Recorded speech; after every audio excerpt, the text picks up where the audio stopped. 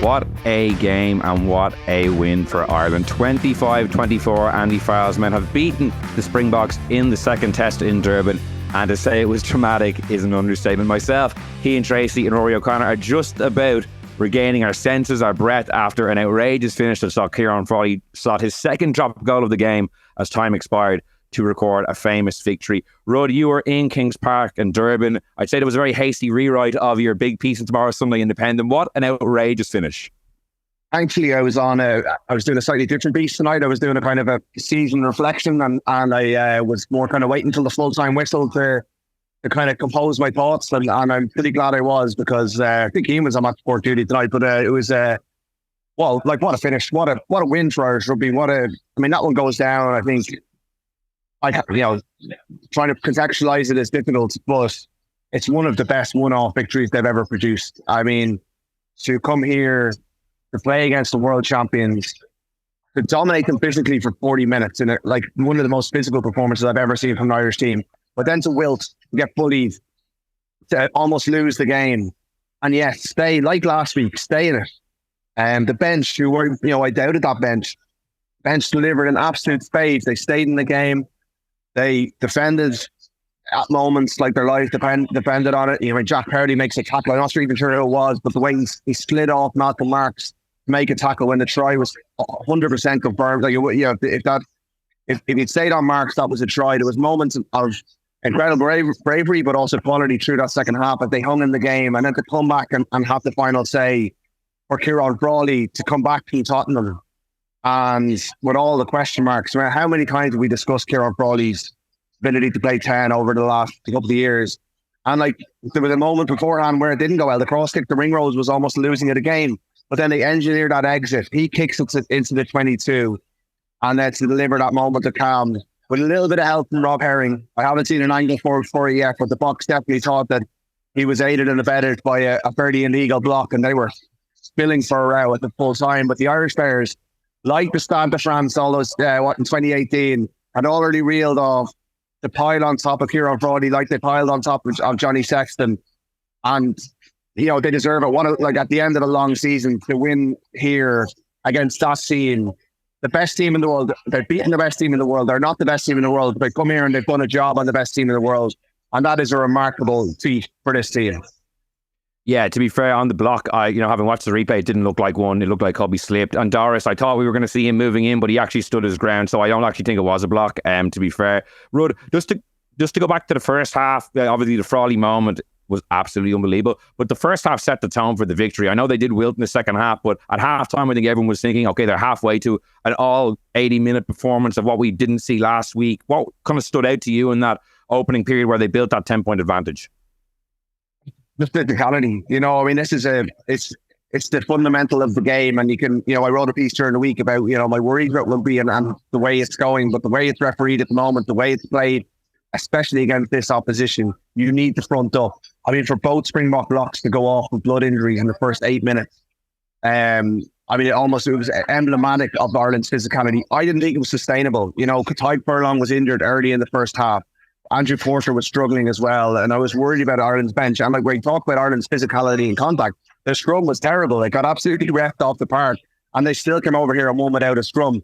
But in terms of their contact work, they set the tone. From the moment Quagga Smith caught the kickoff, Ronan Kelleher drilled into him. And every time Smith tried to do that return, like the way he had last week, he was drilled back. And that was the message Andy Farrell sent during the week. Andy Farrell was very clear that he was not happy with the performance last weekend, that he felt they were passive, that they lacked intent. Well, and he ripped them apart in a meeting last Wednesday for their attitude, their approach, and sent them out there to say that that's not the Ireland team. Well, what we saw out there is the Ireland team. That was the team that beat the All Blacks 2 years ago, but they're missing so many bodies that I thought they were going to run aground, and they almost did run aground. They were lucky probably that it was Caelan Doris and not James Ryan who was punished for the crop roll, because I thought Ryan could have been in more trouble. I thought it was him who caused the more dangerous part of the clear out, and I think if it was him being under review, he might have saw red. So they got the breaks, but they didn't get the breaks last weekend. But yeah, they built a score in that first half, and Frawley wouldn't have been in the position to kick the drop goal if it wasn't for the work of the starters. But my God, the finishers, for want of a better phrase, come on and impact that game. O'Mahony was big, dropped during the week. He came out, he made a couple of really important carries. One that led to a penalty for Ireland. I think Crowley's last kick of the game. Baird was really good. He's been questioned by us in recent weeks and by many. I'm sure Andy Farley's questioned him. He was big. They were calm. Caelan Blade hasn't played for ages. Didn't have a great season for Connacht. There he was, probing his line side on the biggest game of his career. As they come away from here, Jamie Osborne was superb across 80 minutes. Yeah, one or two mistakes, but really, really high quality performance. They go away from here now knowing that they have a viable alternative to Hugo Keenan, who I'd say was pretty stressed now about his Ireland place as he heads off to the Olympics. So, Conor Murray, Keane Healy, rolling back the years, like so many things. Even if they'd lost the game, I think they would have walked out of here with their heads held high, with us knowing that they are a very, very good team, but they came up short against the world champions. But to deliver that finish, 2 drop goals. I'm watching the celebrations up on the screen in the room here. A moment in history for this team, a moment in history for Ciarán Frawley, and I'm hoping they put him up for interview down there. He's just been talking to Joel Stransky, who just told him that he's kicked one of the greatest drop goals in rugby history. And that's pretty cool. If he does nothing else in his career, to hear that from the man who dropped the winning kicks for the 95 World Cup, that's a cool thing to go home with. Yeah, I was saying it was such a cool moment when he was going on the interview on Supersport by Joel Stransky. I'm glad that you saw it as well. Yeah, what a cool moment after dropping such a massive goal. I know you're tight for time because you're going to be talking to Andy Farrell and some players shortly. So in the second half, then what do you think? What changed? Like South Africa obviously upped the intensity and they started playing kind of closer to they did at the start of the first test. And Ireland, the mistakes racked up. There was that yellow card. What kind of changed for you in the second half? I thought it was an unsustainable effort. I really thought that I thought they flagged towards the end of the first half, and then they had that moment at the end where they had to settle for a penalty. Murray's pass the ring road wasn't great and he slipped, and I thought if they got 7 points there and they go in, what would it have been? It was 13-3 at the break, wasn't it? It would have been 17-3 had they got over for the try. That's a big moment in the game, and the Boks came out with real stubborn, they don't lose at home very often. The record in Durban's actually not that great, but they wanted to win this series. They were all guns blazing for this, and they are a superb team, and they threw everything at Ireland, and Ireland just about held on by their fingertips. And I suppose what they did, what was the best thing about what they did was that they never breached. Yes, they copped up penalties. Their discipline slipped. They gave Pollard kicks, but Pollard, having gone to the corner in the first half, they took every point that was going, so they never broke Ireland. They got on top of them, they subsumed them, but they never got, the scoreline was always manageable. And you thought when Pollard kicked the Boks ahead that Ireland would then fade, because it's the end of the season. They've been looking at a beach all week. It would have been understandable if and a weaker old Ireland teams would have faded, but they didn't. And that's a testament to them. It's hard to know what turned it. I'd have to watch it again to really know what turned it for Ireland, but I think the bench made a huge impact.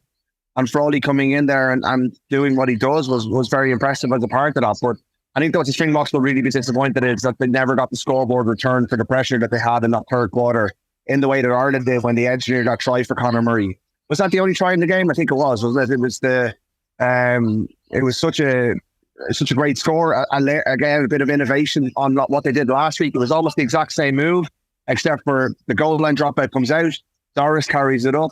Porter doesn't do anything. He just carries it up, and South Africa maybe relax. And instead of the replacement front row doing it last week, it's 3 backs who combined to put Murray through the gap. And it's such a great bit of innovation. It's such a smart piece of play from the players and the coaches to call that play. It just shows that there's a few, I said they were a bit stale, coming to the end.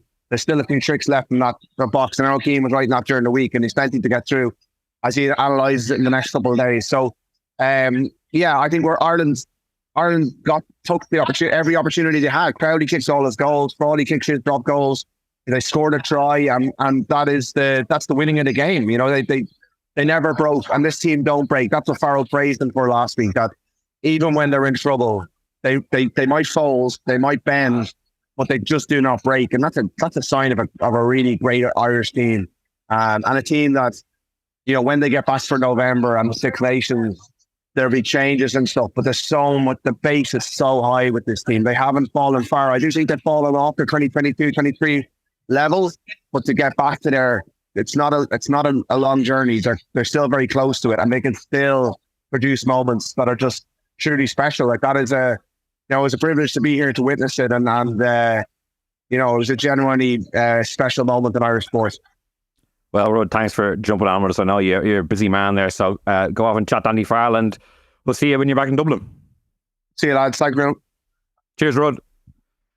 I'll move to Cian Tracey now. You've been waiting patiently like last week, although it's a bit of a different atmosphere. And it's funny, like this is meant to be kind of a mini instant reaction pod. I feel like we could end up going for 2 hours here. Such was the level of... We thought last week was a good game, but God, this game blew it out of the water. 1 try this week versus 6 last week, but it was so much more gripping and entertaining. Obviously, Ireland played a lot better, which helped. Let's start at the end first and foremost. Like that Ciarán Frawley drop goal to win the game. Like to orchestrate that from a scrum it was about 78-50 when they ball got out of that scrum. They do the old pullback play. Frawley shows great pace to get in the outside, place that grubber in that they get the line out from, couple of phases, and then Frawley nails the drop goal. It was such a well-worked score, and I agree with Rudd. One of the all-time great Irish rugby moments to sink that drop goal. Like, what did you make of that whole passage of play, just to go off and win the game like that? Well, as I was listening to Rudd there, and great to obviously get the reaction from on the ground, but I've just been watching back both drop goals as I've been listening in. Like, to kick a drop goal, Will, at the death, like no matter where it is unbelievably tough to do to win a game. But those 2 kicks were like quite difficult. They were far out, but 2 of the purest strikes that you will ever see from Ciarán Frawley.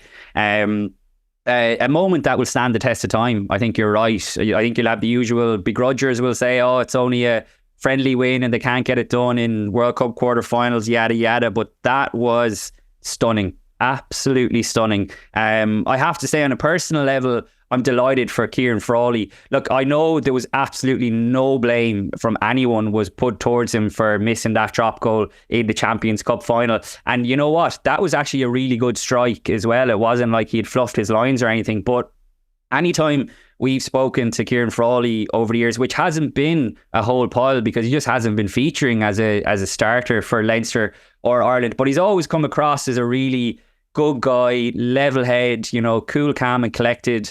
And I think we saw that there. When his team needed him most, he stepped up and he never looked like missing, to be honest. And I think Andy Farrell deserves a lot of credit. We can kind of touch on Rudd's points in terms of his team selection, which he got absolutely spot on. Now, Rudd's obviously going to go to the press conference now where we're talking before it.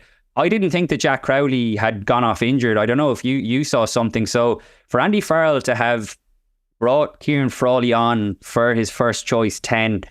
Sorry, not his first choice 10, because I think didn't Stuart McCloskey end up coming on for him? They had to rejig the back line when Calvin Nash went off. But it was still a big decision to put Frawley into 10 for that moment. And it was just, I thought it spoke volumes for the character of this team, the quality of this team and the class of this team. Rudd touched on it there, and it was interesting. Conor Murray in his post-match interview referenced that meeting that apparently they had on Wednesday, where it sounds like, a few home truths were told. And I think like Andy Farrell is like his Midas touch has always been that he's able to get the tone of a week generally right. And whatever he said in that meeting had the desired effect, because I thought one of the sort of defining images, Will, of the match was Franco Mostart's bloody face, Etzebeth's bloody face, very early on in the game. Ireland were brutally physical, I thought, in the close exchanges, in contact around the breakdown. I thought Joe McCarthy was outstanding. James Ryan, Caelan Doris, huge games. So Ireland, I thought, met fire with fire, and they came up with a piece of ingenuity again from Conor Murray's try. So much to unpack from it, but I think the overriding emotion is obviously just delighted for Ireland, but really chuffed for Ciarán Frawley, I have to say. Yeah, a couple of things. Like, obviously, I said it in our WhatsApp group. It's probably a good thing we're waiting until Tuesday for Luke Fitzgerald. He probably would have exploded if he was on today with Frawley getting those 2 drop goals. And we'll definitely unpack what this means for his future going forward next season. Mm-hmm. But we'll save that kind of chat for Tuesday. It's interesting you mentioned Mostert and Etzebeth head injuries in the first half. I would have thought, especially because we were getting the home broadcaster feeds, we never actually saw how they got opened up. Like, they both had massive gashes, like Hell in a Cell, WWE-esque gashes on their heads. We never actually saw how that happened. I don't know if it was foul play or not. It didn't appear to be, or else they probably would have checked it. But I would have liked to have seen it for myself, and just thought that was curious considering South Africans were controlling the pictures that we didn't get that. Rud was right to mention that Roland Kelleher hit off the kickoff. Like we spent a lot of time last week talking about the opportunity, and you wrote a good piece about it as well. The opportunity that he had, I thought he was so physical and really had that kind of end of season emphatic performance going into next year, a big year, a Lions year that everyone wanted to see from him. And that opening kickoff just set the tone, didn't it? Like him piling into Quagga Smith kind of just showed that Ireland were at a different pitch. And as you said, that Andy Farrell had got the message right, or the team maybe in a behind closed doors meeting had got the message right, because the rest of the first half was of a similar vein.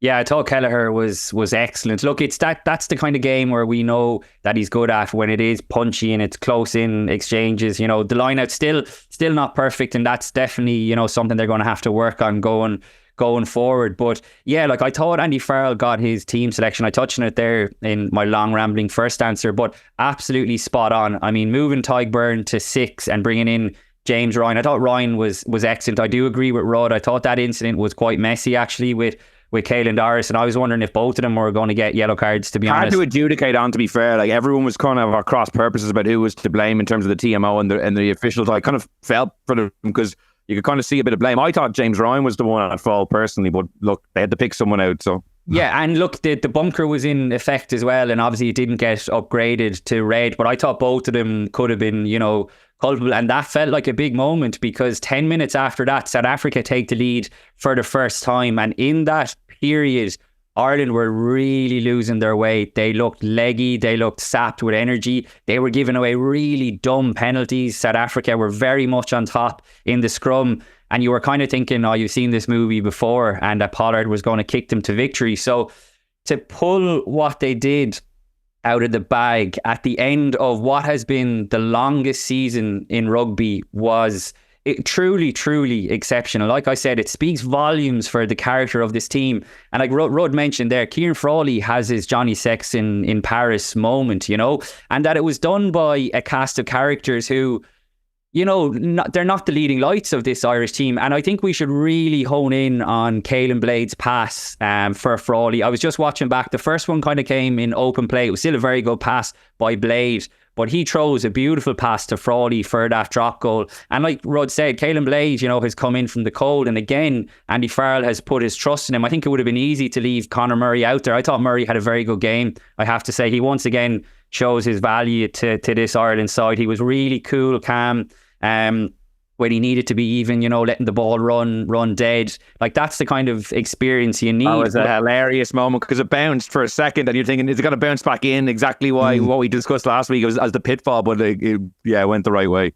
Well, there's lots made of people wanting to see changes, but if you take the 2 first tests and put them together and look at, the changes that we're seeing in front of us, like this, I know you said that you're going to get into it in Tuesday about what it means for Ciarán Frawley's career, but it's worth touching on. It's a very good point. I mean, the Leinster out half situation is obviously, it seems like it's very much going to be up in the air going into next season, but like if Leo Cullen and Jacques Nienaber, aren't looking at this going like, this could be our guy, because Ciarán Frawley, he was brilliant off the bench. Or no, so did he come off the bench or start in that Munster game in the URC earlier this season? He was brilliant. Came off the bench because Ross Byrne got injured in the corner early on, wasn't it? Brilliant, and he didn't get his chance then. And I thought he was excellent off the bench in the Champions Cup final as well, even allowing for the drop goal. So look, he's shown that he has the big game temperament. And yeah, but what's funny? Like obviously we looked at the end game here, and you're thinking, wow, he orchestrated it with like a lovely bit of pace, a lovely grubber,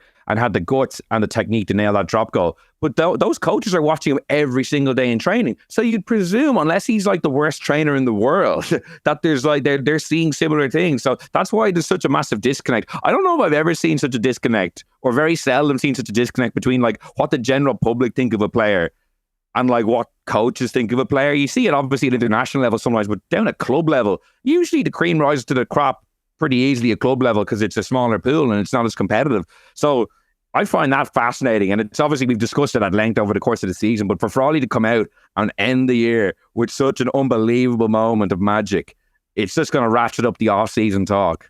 Totally. And look, it's a good problem for Leinster to have. Leinster, like, we're not going to make this about Leinster, but just a quick aside, like, Leinster clearly have problems that they haven't been able to get over the line over the last couple of years. And now they have a guy who's shown he has the big game temperament. And you touched on the grubber there, Will. That's worth focusing on as well, because when he kicks that ball, I think it was 79 minutes on the clock. I would say you'd had a lot of people were screaming at their TV. 30 even. Yeah, there was only time for like one. Yeah. Exactly. But a lot of people were probably screaming at their TVs, keep the ball in hand, work your way, including you. Work your way through the phases. But that kick was inch perfect. The drop goals will obviously get all the attention, but to force him into touch and to win the line out gives you that last roll of the dice. That to me speaks volumes for a guy who is thinking coherently, thinking clearly, and is also back in his skill set in what must have been, without a shadow of a doubt, the most highly pressurised situation that he's faced. Along with the Champions Cup final, it was remarkable. Yeah, it's funny. Both his first drop goal and that grubber kick were classic. I think in basketball they call them no, yes moments, where you're just thinking, don't take that shot. It went in. Okay, great shot. Two things that you said that I want to pick up on. Conor Murray's performance. I agree. I thought he was brilliant. And it shows the value, because Jameson, Gibson Park and Craig Casey, I think, are more like for like, obviously. So I think it's great. It still shows the value of having a player who is a bit different, more physical, a better tackler, maybe he has a better kicking game. There's still a massive value in having that guy in the squad. So I've always thought he should definitely be in the squad. And I think he deserves his place as that kind of 1-2 punch with Gibson Park, because he is a different kind of player. Thought he was brilliant today. I agree. I was actually surprised he did come off, to be honest, because I thought he could have gone maybe the full 80, given it was a tight game. The other moment, I think, and this was kind of a negative, was the Doris Finbinning, and you said Ireland lost their way in the 10 minutes.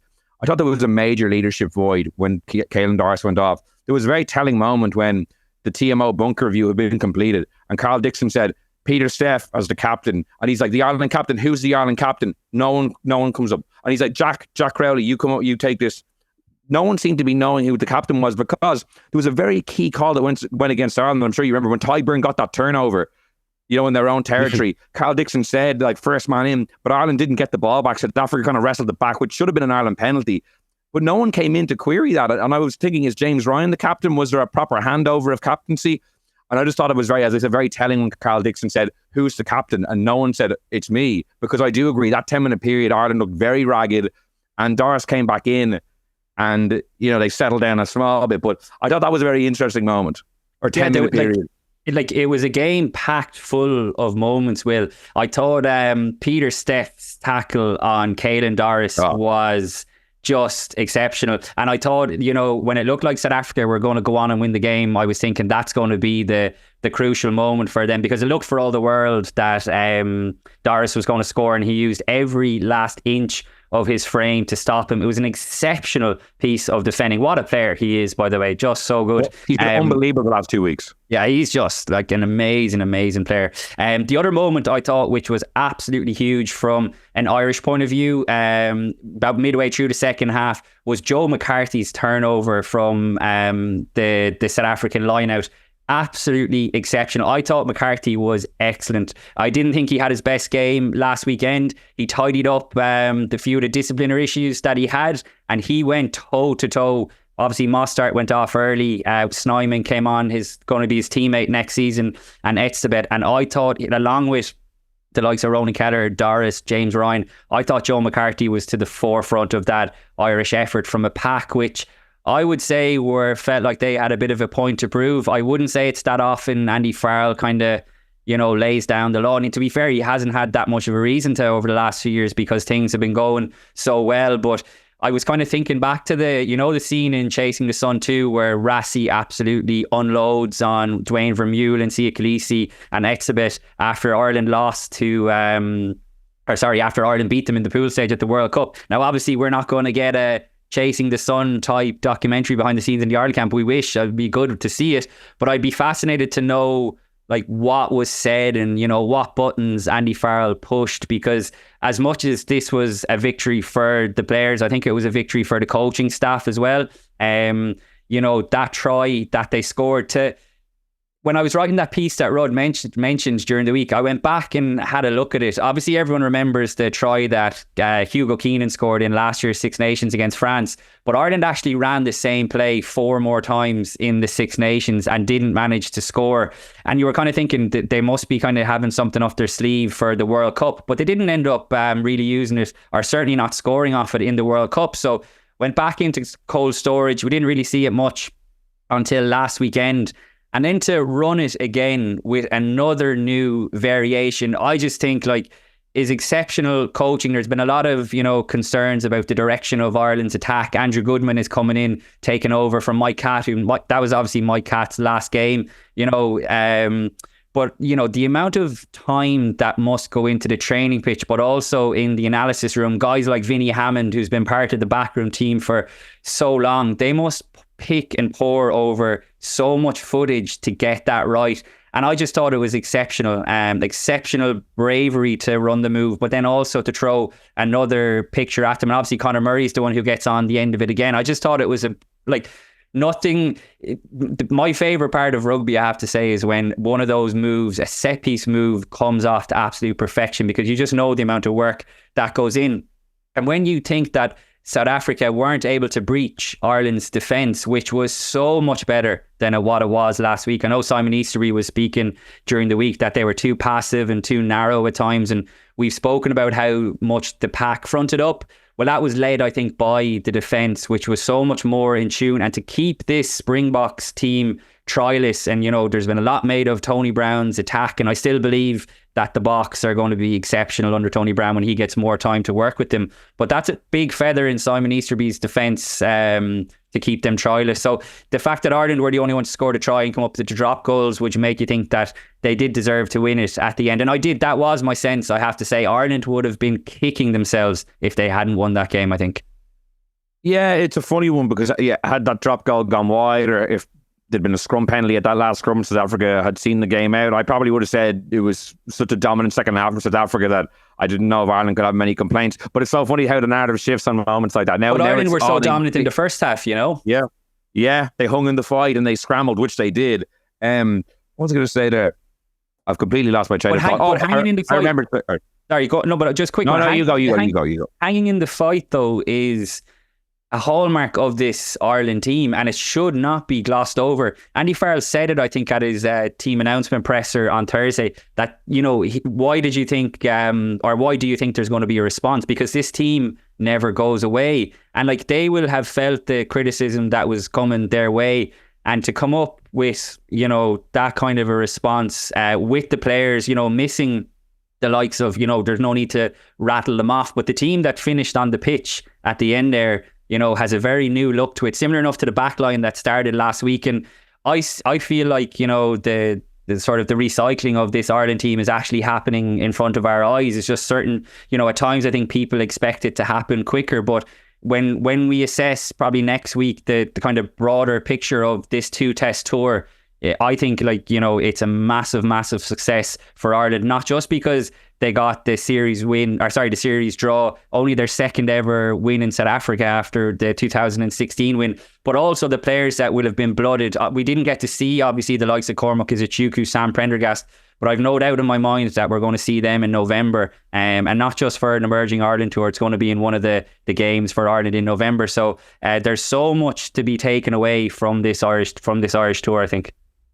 Yeah, just on the scrambling and staying in the fight, one moment sticks out to me because it happened in the World Cup pool game as well, and that's in the first half when South Africa got really near the Ireland line. The ball kind of got dislodged just as they looked to be going over. It didn't really. I think Carl Dixon ruled there was a knock on. South Africa were saying it was illegally stripped, but there was an identical moment in the World Cup pool game when Sia Khaleesi went to receive an offload and the ball kind of bobbled and hit him in the face in the first half just as they were going over for a try. But Ireland scrambled in both instances really, really well and just put South Africa off a fraction just so they couldn't. It was when Quagga Smith picked up the ball today. That was the moment I'm thinking of, when he picked it up after the block down, and it looked for all money that it was a try. Ireland scrambled, the ball gets dislodged. Similarly, that happened in the World Cup pool stage. So I agree, it is a hallmark of the team. And it was the one thing after last week's game when Andy Farrell spoke, he did say, it was pretty blunt, but he did say, we stayed in the fight, and that is a hallmark of this team. It's something that I'd always say about this group of players. And even against the All Blacks when they got turned over in the World Cup quarter-final and it was a disastrous defeat. Up until the 80th minute, they were still, pounding away, hammering away. So to be fair, they do have that kind of mentality and that attribute, which is, today it got them over the line. It didn't in the World Cup quarter-final, but today that staying in the fight got them to a nice win. I'm delighted, Will, that you mentioned that moment, because when I was saying earlier that it was a game of moments, that was another massive moment when Quagga Smith blocks down Jack Crowley's kick, and you're right, Ireland scrambled well.